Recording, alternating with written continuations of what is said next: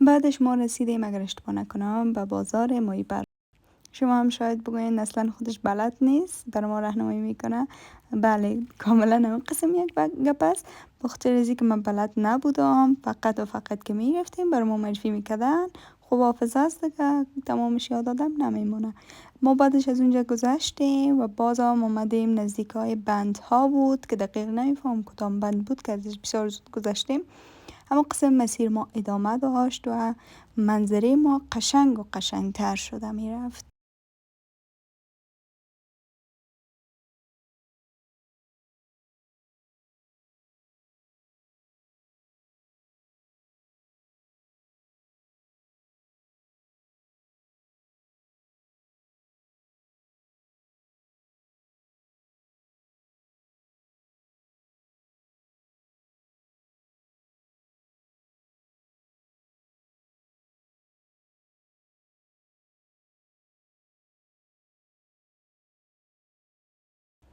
خب دیگه ما رسیدیم به لغمان زیبا. حالا بیاین با ما از قشنگی های لغمان جان ببینین که چی چیزا داره. این لغمان ما که بسیار مشهور بود و بسیار قصه های خاص هم داشت. واقعیت که یک جای بسیار مقبول بود. البته ما پایین هم نشدیم، ولی از همین منظره هایی که از دور دیدیم واقعیت که خوشایند بود.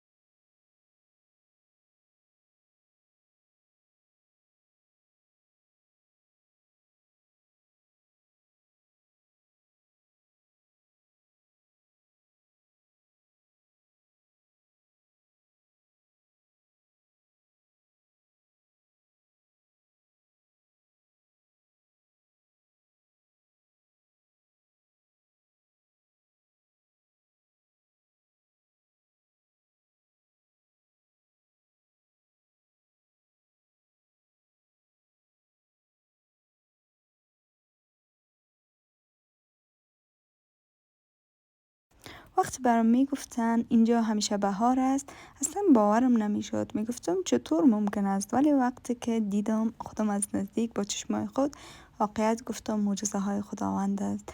به خاطر که اصلا آب و هوای سرد وجود نداشت، موسم بسیار عالی بود.